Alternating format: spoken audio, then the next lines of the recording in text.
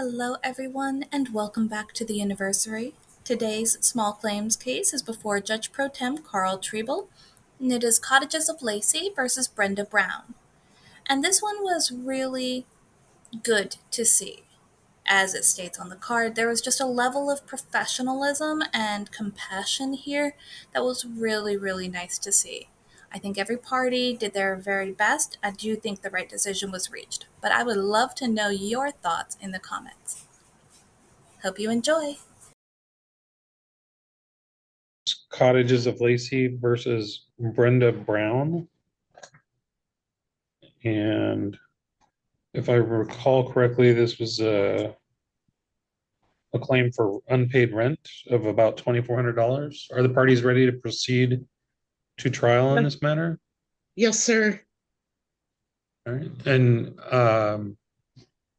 This Ms. is Brown, are you Brenda. ready to proceed? I am. Okay, great. Thank you. Uh-huh. Does either side have witnesses to call? Ms. Sexton, any witnesses? No. No. Ms. Brown, do you have any witnesses that you're going to present today? I don't know that I can. My one witness is the inspector Paul Abe from DSHS, but I don't know if that's even allowed. You're allowed to present witnesses, but if you don't have them here with you, then obviously we can't do it. So okay, correct. It's just what I was told by Paul then. Okay. And then you can certainly testify about that. The normal rules of evidence for like a formal trial don't apply here. So you can tell me what people told you. Correct. All right. So are you guys both ready to proceed to trial then? Yes, sir.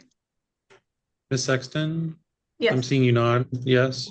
Okay. And does either party have an objection to my hearing this case as a judge pro tem versus a normal elected judge? No, sir. Okay, great. So, Ms. Sexton, I've reviewed the materials. I've reviewed some of the evidence. I'm just going to be pulling it up, but I'll give you 15 minutes to present your arguments for why you should be entitled to this judgment, and you can proceed when you're ready. Okay. I am here today to request payment of the $2,175.22 for the participation amount as provided by Miss Brenda Brown with our agreement and contract under or with the Cottages of Lacey for the participation amount, which was decided by DSHS Financial for her stay at our facility. Okay. And is that your entire argument?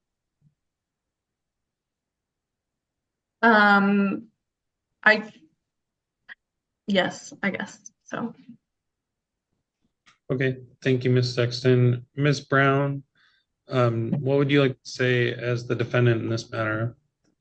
Okay, sir. First of all, Teresa isn't the one I dealt with when all of this started and unfolded, and that would be Rissa Gonzalez from the facility. She was the director of nursing.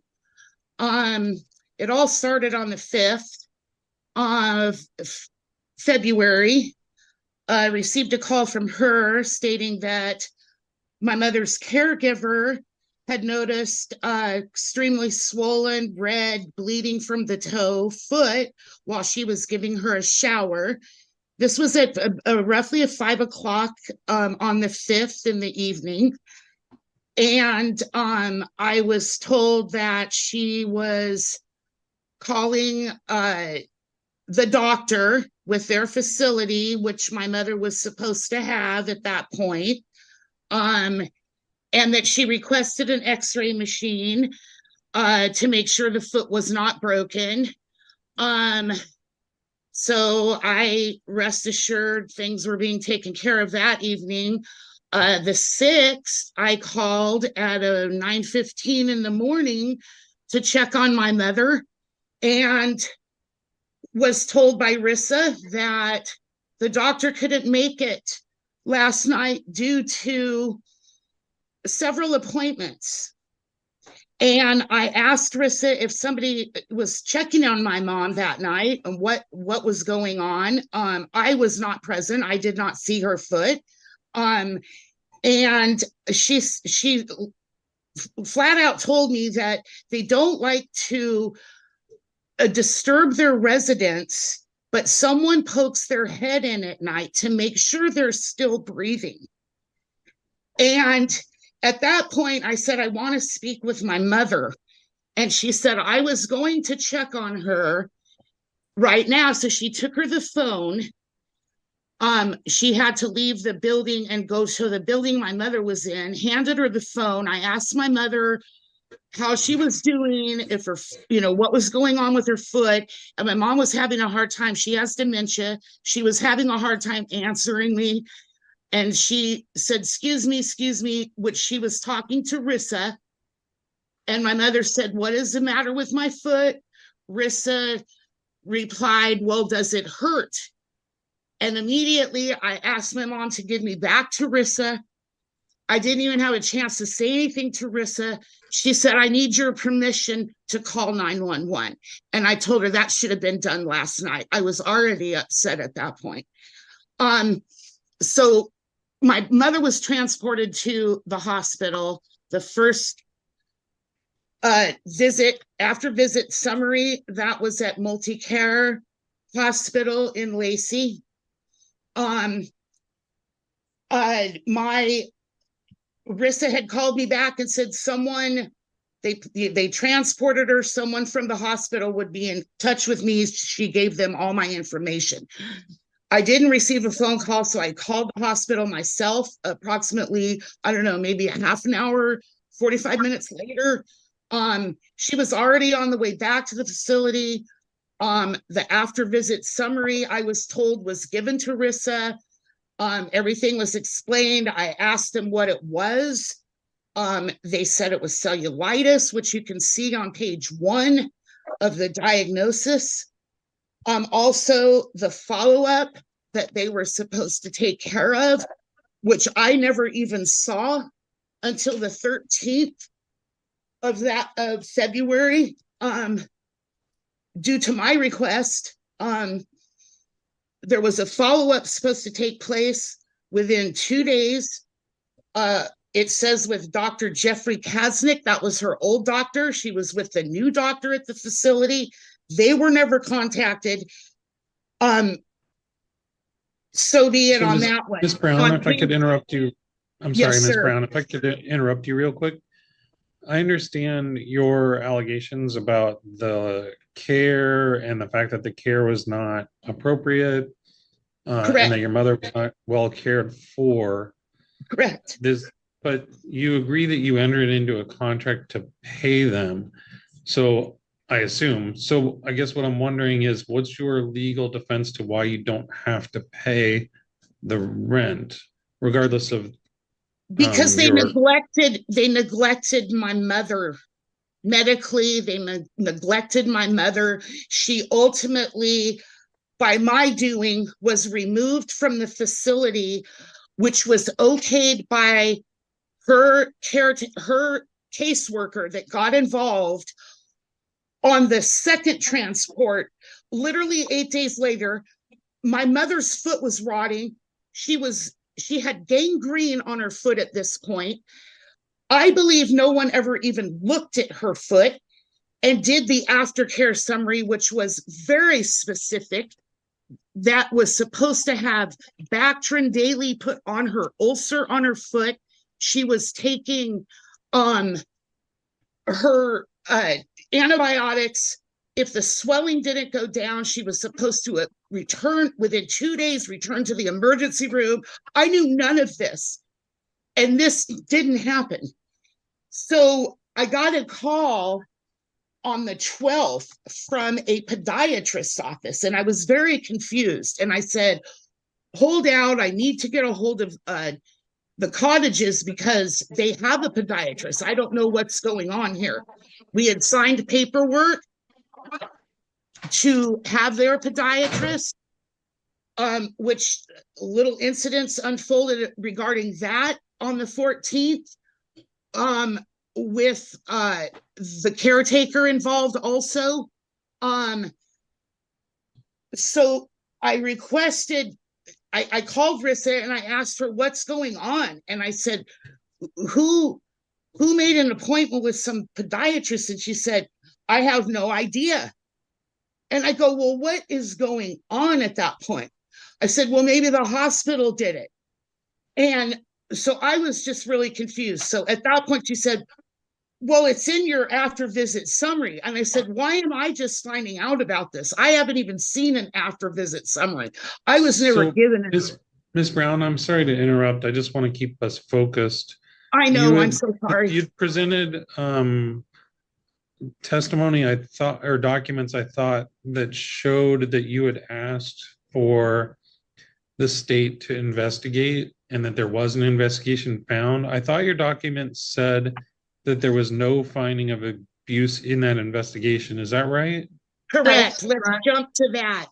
So, I'm Paul? sorry, you both spoke at the same time. Ms. Sexton, if you could just stay muted, I'll get back to you in a moment. Ms. Brown, did you agree with me that the finding by the investigator was that there was no abuse? No, because it was a lie. Paul Abe, the investigator. Here, you agree that that's what they found. You just disagree with the finding. Correct.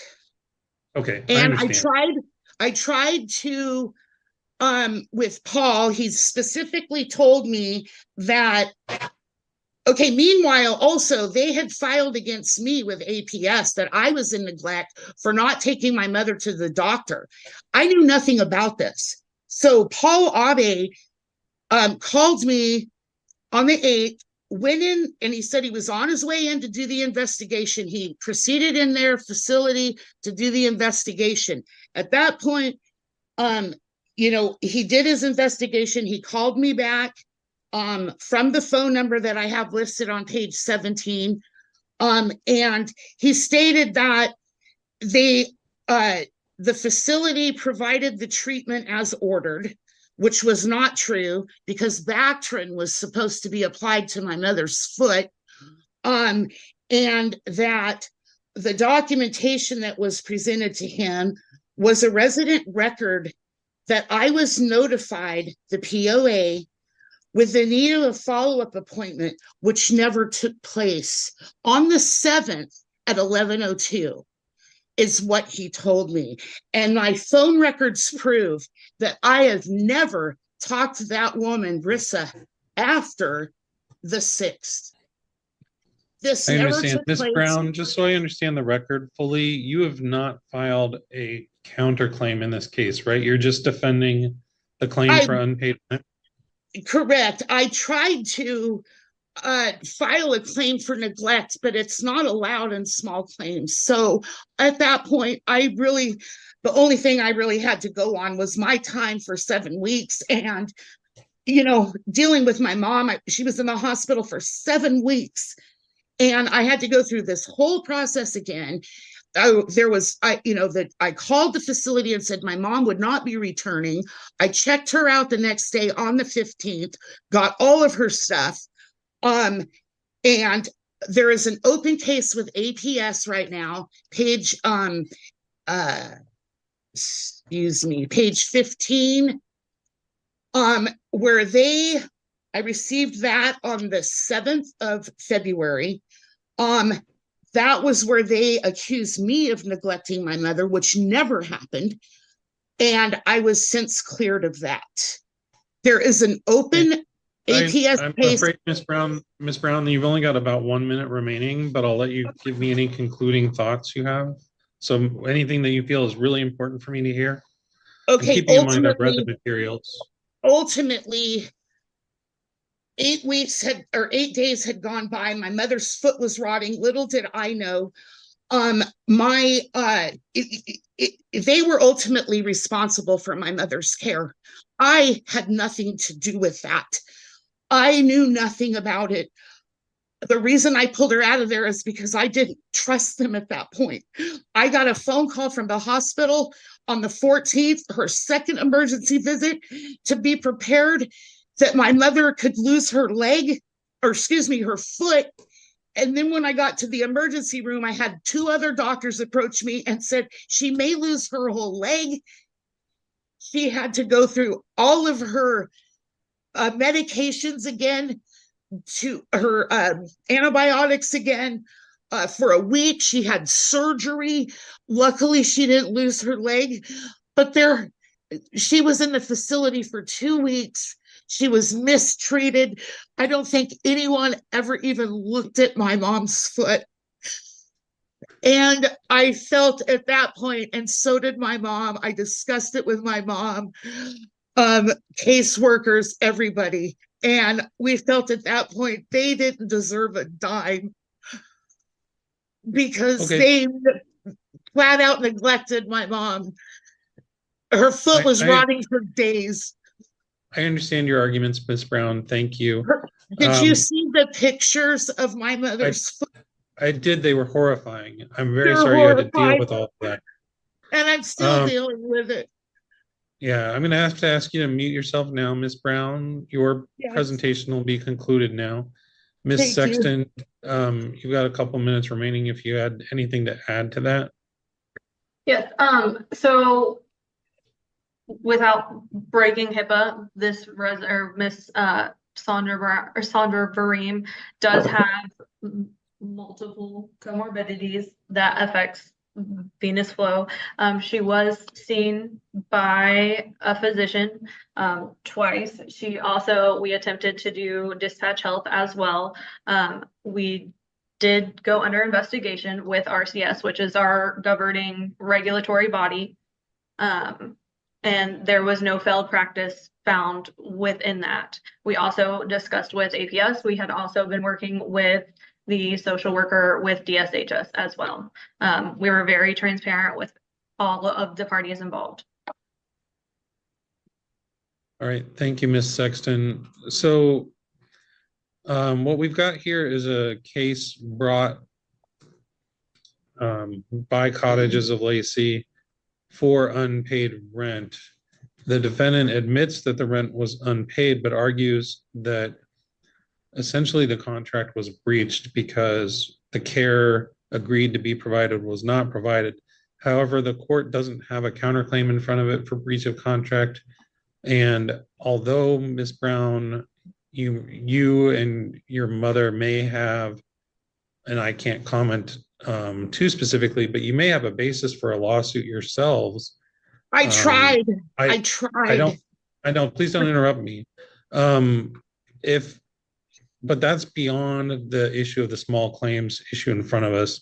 Unfortunately, the arguments you've presented, however persuasive they are and however I might feel for your mother, they're not a basis for unpaid rent at this point. It may be that, you can, assuming you had a lawsuit, maybe someday you could win that lawsuit and part of your damages would be the rent that you paid towards this. But just saying as a defense to a claim for unpaid rent that your mother was abused is not, unfortunately, a legal basis for it. And as I explained at the beginning of this morning, I've got to follow the law. So I do have to rule that there is a contract here. I find that there is a contract and that there's invoices indicating it was unpaid. And indeed, Ms. Brown seems to agree that it was unpaid. So there are unpaid invoices here. No, you can't interrupt, Ms. Brown. I'm sorry, I'm issuing my ruling now. So okay, it's not correct billing. Okay, Ms. Brown, we're done now. I'm issuing my ruling.